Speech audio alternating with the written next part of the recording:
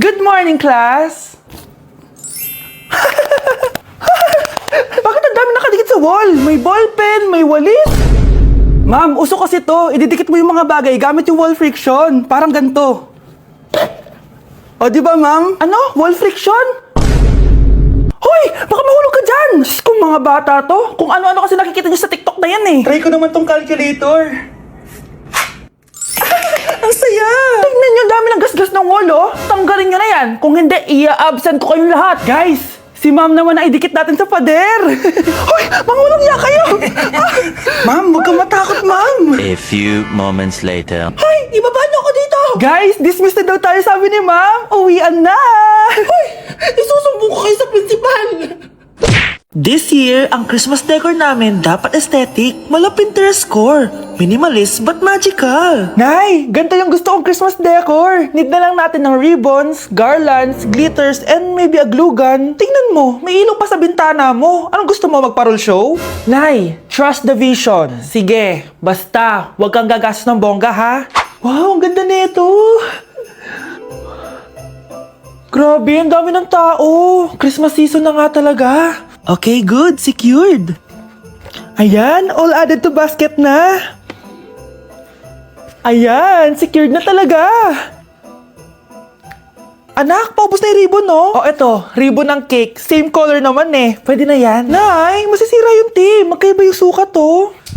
Nay, ba't mo inopen yung electric fan? Mainit kasi. Ay, Diyos ko, ang kintab ng pusa. Ang gulo na tuloy. Gusto ko lang naman maging maganda to eh. Anak, maganda naman oh. Tingnan mo. At least, nagkaroon tayo ng mother-daughter bonding. Parang okay naman. O diba? I'm the OG interior designer.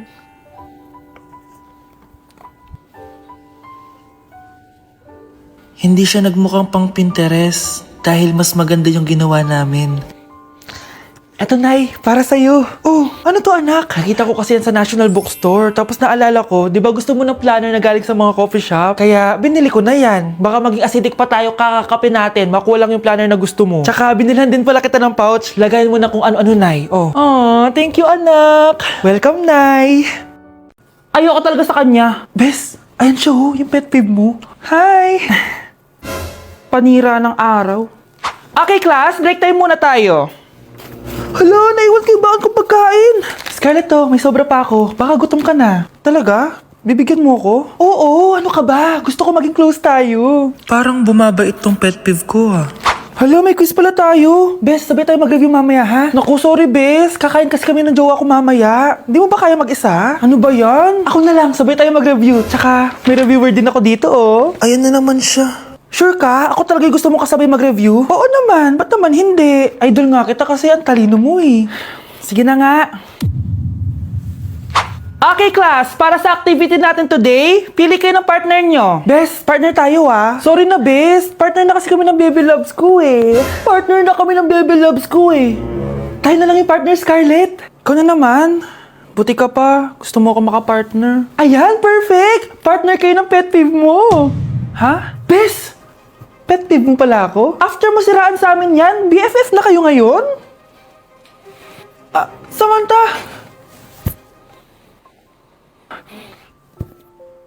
Samantha? Magpapaliwanag ako. Oh, ba't nandito ka? Pet peeve mo ako, di ba? Umalis ka na! Oo! Pet peeve kita! Dati. Kasi ang sungit mo sa akin eh. Tapos palagi mo ako iniinis. Alam mo kung bakit? Kasi gusto kita. Ha? Wala. Never mind. Samantha!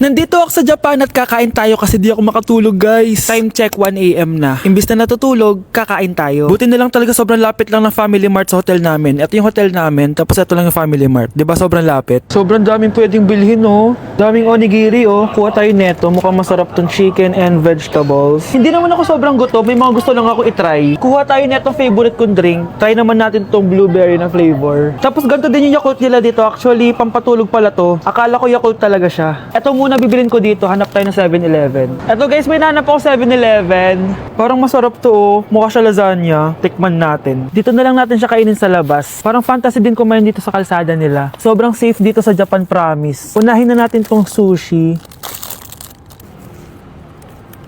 Alam nyo ba, kahit maglakad kayo mag-isa dito, sobrang safe, promise. Walang mga haras sa inyo.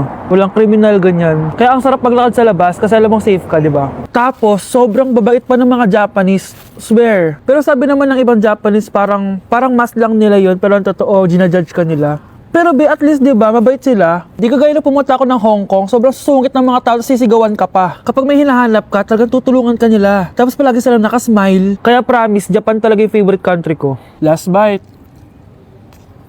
Okay, next natin tong parang lasagna. Guys, sobrang bango. Sobrang sarap ng itsura niya. Tikman na natin. Ang sarap! Ito din yung gusto ko sa Japan. Sobrang sarap ng mga pagkain nila. Like, be, promise. Wala pa kami natitikman dito sa Japan na hindi masarap. Kaya every time na pupunta talaga kami dito, promise na yon, natataba kami. Pero okay lang, Japan to eh. Alam nyo, minsan, naisip ko na dito na lang kaya kami tumira. Pero ang naririnig ko sa ibang foreigners na nakatira dito, masaya lang daw dito as a tourist. Pero kung dito ka natitira at mag-work, nakaka-depress daw, ganyan nakakalungkot. Kasi sabi nila toxic daw yung work environment dito. Pero ako, kung titira ako dito, gusto ko forever tourist ako. Inumin natin to Yakult na nakakaantok. Last bite! Pabalik na ako ng hotel guys and inumin na natin to favorite nating drink. Medyo malansa siya tas maasim. So yun lang guys, bye! Bakit? Love mo ko diba? Bakit ba't mo ko iiwan? Papuntahin ko si Nami kasi babes umiiyak ako. Ba't ka umiiyak? Bakit mo ko iiwan? Saglit lang. Love mo ko diba? Bakit mo ko iiwan? I think it's so easy to fall in love. Class! Reasons that you gotta. Pinakaniwala mo lang lahat. Or in fact, ako pa nga dapat yung magtanong sa'yo eh. Pinahal mo ba talaga ako? Ang kapal ng mukha mo, minahay kita! Minahay kita ng sobra-sobra! How you could take like going back to Honolulu just to get that Maui Wowie, that Maui. Sa tukunin sa makumbina. Sa pagkabira. Sa pagkabira. Diyos ko po, mas lang ako saglit eh.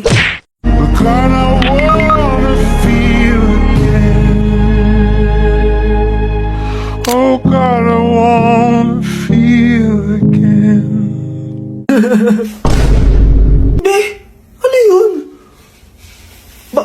Bakit sila nagkikiss? It must have been the wind. Annyeonghaseyo! Guys, sobrang lamig! Nasa Korea na ako! At syempre, ano pa bang gagawin natin? Titikim tayo ng convenience store snacks! Guys, hulaan nyo kung nasan ako, walang ganto sa Pilipinas. First time ko makakatikim ng mga pagkain sa convenience store dito sa Korea. Grabe, sobrang dami din pagpipilian dito. Guys, ito daw yung kinakain ni Jungkook sa live niya, so tikman natin kung masarap. Guys, simula bata daw si Jungkook, ito yung favorite niyang iniinom, so tikman din natin. Hala, si Jungkook! Akala ko na hospital ka. Resurrection, ang muling pagkabuhay. Annyeonghaseyo! Hala ka, may Korean guys, oh.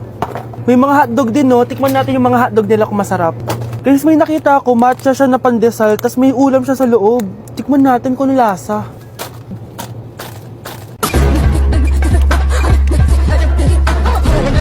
Charan! Tikman na natin sila, guys. Unahin na natin to favorite snack ni Jungkook.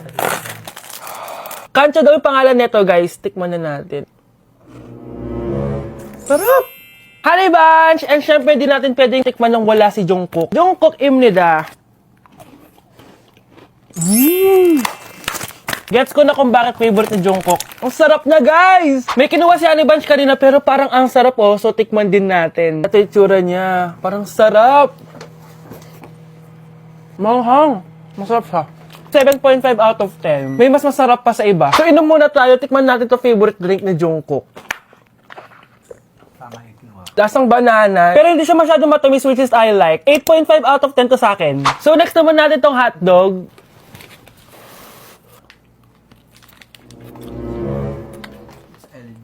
Ano yung lasa? Hindi ko siya gusto, guys. Weird na lasa niya. 3 out of 10 lang to sa akin. Hindi ko siya masyadong gusto.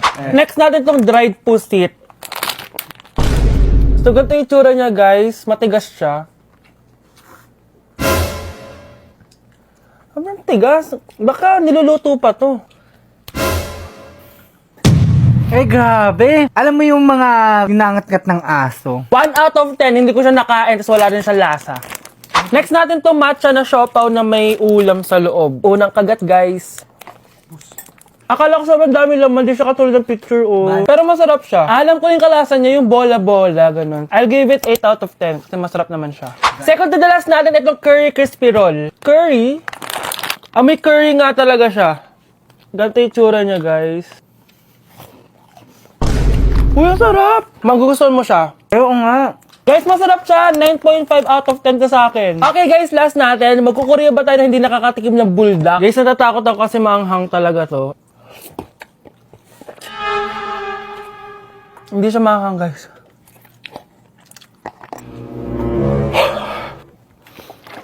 Bibigyan ko to ng 8 out of 10. Masarap naman siya kasi sobrang anghang niya. So yun lang naman guys. Kung gusto nyo ng part 2, mag-comment lang kayo dyan at gagawin natin yan. So, bye-bye! Guys, gagawin namin yung trend na to. Pakita mo sa kanila. Ito pala GF ko, guys. Pakita mo.